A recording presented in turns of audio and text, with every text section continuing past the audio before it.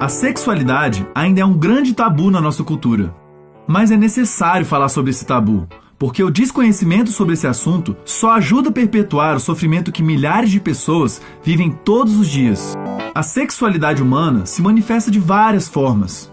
Para podermos falar sobre ela, é importante primeiro saber a diferença entre sexo, gênero, identidade de gênero e orientação sexual.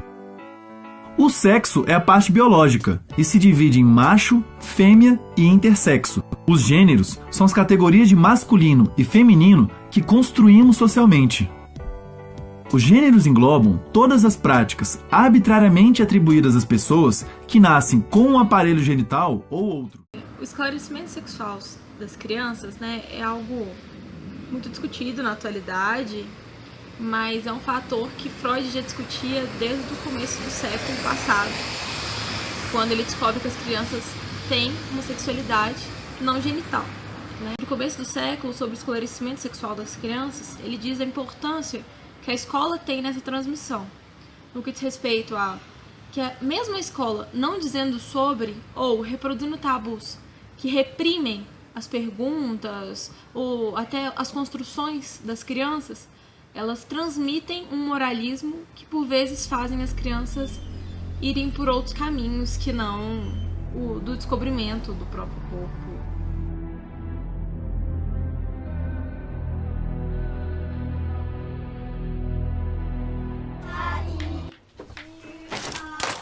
Qui a fait ça?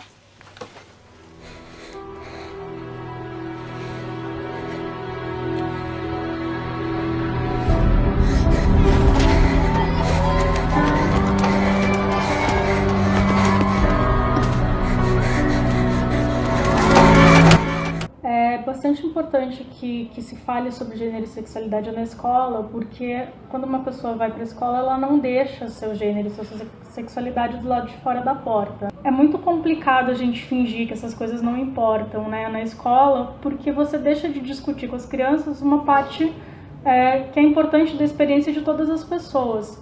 É lógico que, assim, existem pessoas que se contrapõem à ideia de discutir esses temas na escola, dizendo que vai incentivar as crianças, os adolescentes a isso ou aquilo.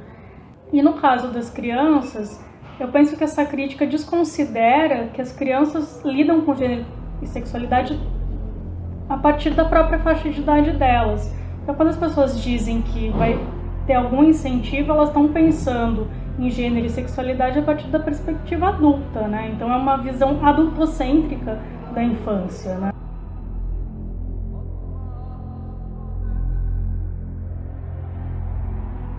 É importante ressaltar que durante essa descoberta da diferença sexual anatômica que as crianças passam, do final, dessa primeira fase da infância, assim, depois da fase oral, da fase anal, existe a fase fálica, onde as crianças vão descobrir as diferenças anatômicas.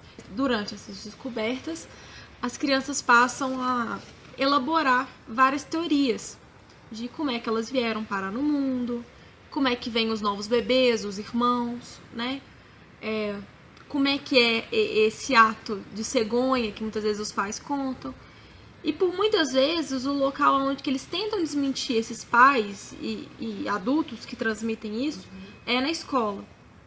É através dessa escola que seriam uma segunda opção de investigação dessas crianças.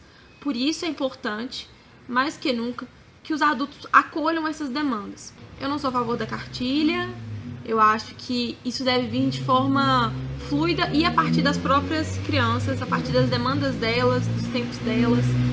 E isso deve ser escutado, muito bem escutado. É claro que não estou fazendo nenhuma apologia a inserir nada no currículo básico da criança, não é isso, mas eu acho que é interessante existir uma preparação dos próprios professores e da instituição para receber essa demanda quando as crianças estão, de fato, construindo e elaborando essas teorias sexuais da infância. Um indivíduo biologicamente macho pode se identificar com o gênero masculino ou com o gênero feminino, e uma pessoa biologicamente fêmea também pode se identificar com qualquer um dos dois. Um dos temas, que recorrentemente vem à tona é a questão da sexualidade, como tratar a sexualidade em sala de aula. Realmente é um tema muito difícil, polêmico, por várias questões. Principalmente, muitas vezes, pelo preconceito, pela falta de conhecimento e também, muitas vezes, né, por envolver questões religiosas. Uma das grandes dificuldades de tratar a questão da sexualidade, alguns professores recebem, por exemplo, reclamação de pais, né, que não é um tema adequado a estar tratando com seu filho, né, ou porque isso está desrespeitando os preceitos religiosos da família. Bom, no caso propriamente dito, então, acho que uma das primeiras questões que a gente tem que considerar, né, enquanto professor propriamente dito, é trabalhar com esse tema de uma forma bastante objetiva, né, e longe, vão tentar tirar minimamente a questão dos preconceitos e principalmente dos valores pessoais. Tratá-lo, né, como um tema normal, como um caso, por exemplo, de saúde pública ou da própria natureza humana. Eu não vou ter um filho gay. Então você não tem um filho, mãe. Disciplina. Mas...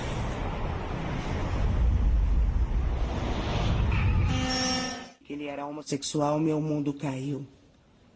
Eu fiz tudo o que eu pude para curá-lo. E cada vez que eu me referia ao Bob como doente e pervertido e um perigo para as nossas crianças, a autoestima dele, o senso de valor dele estava sendo destruído. Então,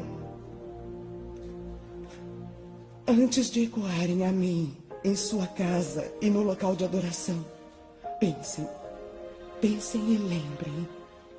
Uma criança está ouvindo.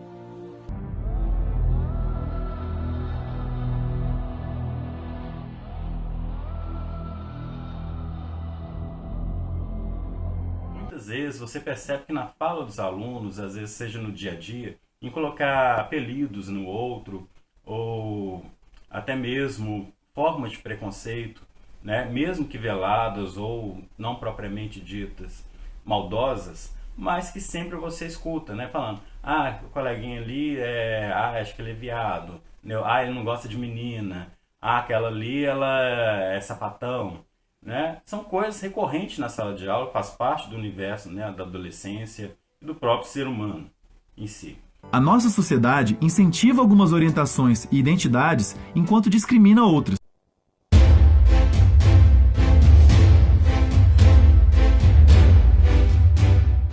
Então, a individualidade de cada um deve ser respeitada, o colega deve ser respeitado e ver que, independente de opção sexual, orientação sexual, né, que é o termo mais correto, esse colega ele tem que ser respeitado enquanto, antes de tudo, como ser humano.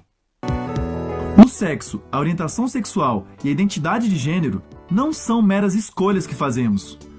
Uma pessoa pode disfarçar os seus sentimentos ou tentar obedecer a um certo padrão de sexualidade para ser melhor aceito ou evitar punições.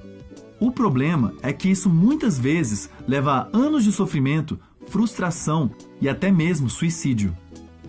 Expressar a própria sexualidade é uma parte fundamental do desenvolvimento psicológico saudável de qualquer pessoa. É fundamental, inclusive porque o professor ele é responsável, a escola é responsável, não só o professor, mas a escola como um todo, pela socialização dessas crianças também, não é só a família. A escola tem um papel super importante na vida das crianças. Então, como é que o professor vai deixar de abordar, ou a escola como um todo vai deixar de abordar essas questões quando elas surgem no seu cotidiano, né? É importante que se trabalhe essas questões, inclusive porque eu acho que a escola tem um papel bastante central na luta contra os preconceitos e as discriminações. Então, quando eles aparecem na escola, eles precisam ser discutidos, né?